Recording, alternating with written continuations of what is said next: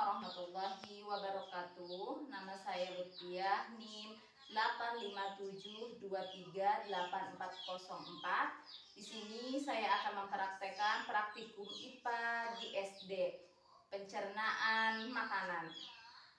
Alat dan bahan yang saya gunakan pulpen, buku, dan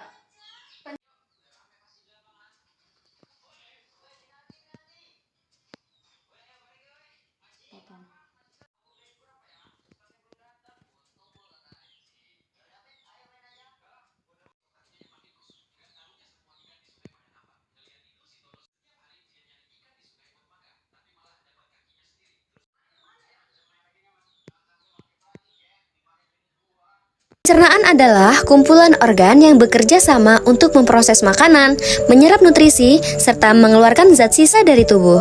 Proses ini dimulai dari mulut, di mana makanan dikunyah dan bercampur dengan enzim dalam air liur, lalu lanjut ke kerongkongan, lambung, usus halus, dan juga usus besar.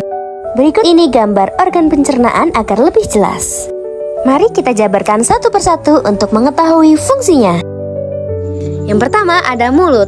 Mulut adalah bagian awal dari saluran pencernaan pada manusia dan hewan yang berfungsi untuk mengunyah makanan, berbicara, dan juga sebagai tempat masuknya udara saat bernafas.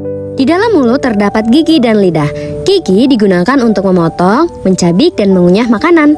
Sedangkan lidah berperan dalam mengecap rasa, membantu mengunyah dan menelan makanan. Yang kedua yaitu kerongkongan.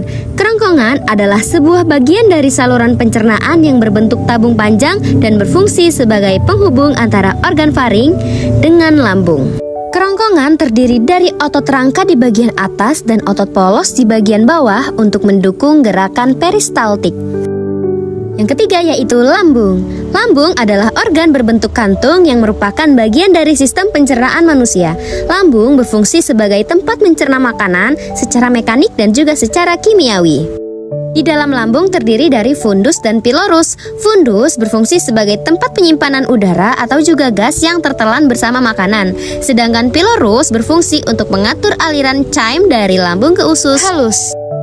Selanjutnya yaitu usus halus. Usus halus adalah bagian dari sistem pencernaan manusia yang berupa saluran panjang berbentuk tabung yang terletak di antara lambung dan usus besar. Usus ini berfungsi untuk mencerna makanan. Di dalam usus halus terdapat duodenum dan jejunum. Duodenum berfungsi untuk melanjutkan pencernaan makanan, khususnya untuk pencernaan kimiawi. Sedangkan fungsi jejunum adalah untuk menyerap sebagian besar nutrisi dari makanan yang sudah dicerna. Selanjutnya ada usus besar.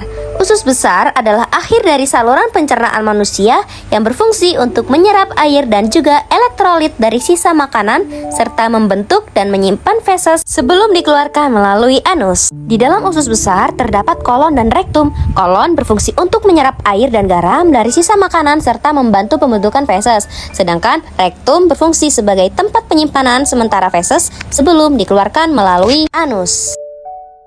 Yang terakhir yaitu anus. Anus adalah bagian akhir dari sistem pencernaan yang berfungsi untuk mengeluarkan sisa makanan dan kotoran atau feses dari tubuh.